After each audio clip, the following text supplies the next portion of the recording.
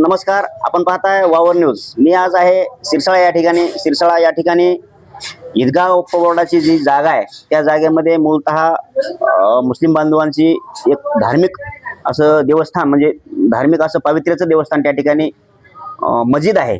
याच मस्जिदीच्या समोरच्या भागामध्ये या ठिकाणी यांच्या म्हणण्यानुसार असं बोललं जाते उपोषणकर्त्यांच्या म्हणण्यानुसार की त्याच मस्जिदीच्या पावन पवित्र ठिकाणाच्या समोर कुठेतरी दोन चार व्यक्तींनी अतिक्रमण करून त्यांचे काहीतरी उद्योग व्यवसाय त्या ठिकाणी थाट मागून त्यांनी उभे केले आहेत. पण मूळतः यांचं म्हणणं असं आहे किंवा त्या ठिकाणी होतंय असं की धार्मिक क्षेत्र असताना त्या ठिकाणी जे काही हॉटेल व्यवसाय असतील किंवा पानपट्टी असतील किंवा अदर काही व्यवसाय असतील त्याची एक जे काही घाण आहे समजा हॉटेलची चहाची कपाची वगैरे ते त्या धार्मिक क्षेत्राच्या बाजूला पडून ते पवित्र ठिकाण कुठेतरी अपवित्र होत आहे.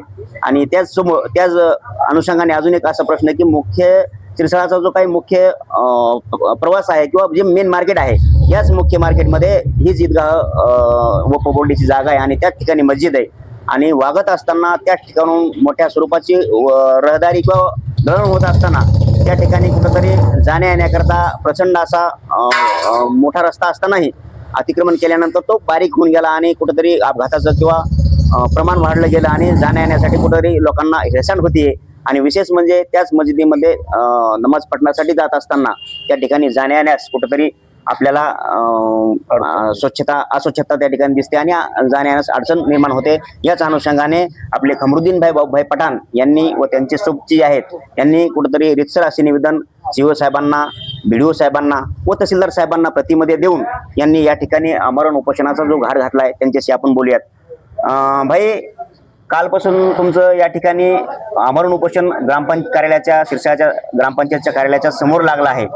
या उपोषणाचा मुख्य असा विषय काय आहे? मुख्य विषय हेच आहे आमचं की जेवढे देवस्थान आहेत सिरसाळ्यातले जेवढे देवस्थान आहेत, मस्जिद असो, मंदिर असो, दर्गा असो किंवा कोणते बी असो, ते अतिक्रमण मुक्त पाहिजे. आणि जे ह्या लोकांनी जे अतिक्रमण केलेले आहेत ते ग्रामपंचायतचे मेंबर, सरपंच हेच लोक आहेत. आणि ह्यांना जर आम्ही परवा दिवशी ग्रामसेवक आलते तिथं, आम्ही त्यांना बोलायला गेले तर तिथं ग्रामपंचायतचे चुलते, हे सरपंचाचे चुलते, उपसरपंचाचे असे म्हणतात की तहसीलदार साहेबाला येऊ द्या, तहसीलदार साहेब कसं काढतो मी बघतो. म्हणजे तहसीलदाराचं पत्र आल्यानंतर बी तहसीलदार साहेब इथं आले नाहीत. मग कसं काय आले नाहीत तेच समजा नाही मला. उपसरपंचाचं चुलत्याला घाबरलेत, त्यांना ते पदाचा किंवा पत्राचा. या ठिकाणी आम्ही पाहिलंय तहसीलदार साहेबांचे हे आदेश आहेत बीडीओ साहेबांना की तो अतिक्रमणाचा जो विषय आहे तो मार्गी लावावा.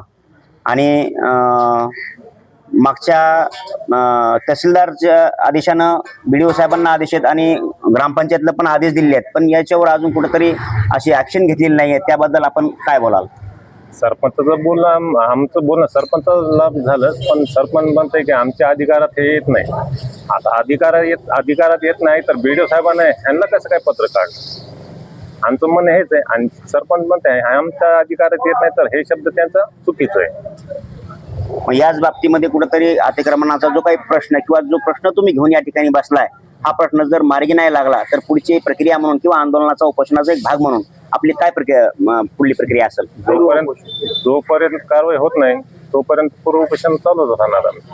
जोपर्यंत या बाबतीमध्ये तुमच्या प्रश्नावरती कारवाई होणार नाही तोपर्यंत आपला जो आमरण उपोषणाचा जो काही या ठिकाणी तुम्ही लावले गेलेला आहे ते चालूच राहील. पण याही बाबतीमध्ये समजा कुठेतरी प्रशासकीय वर्ग अशी गंभीर दखल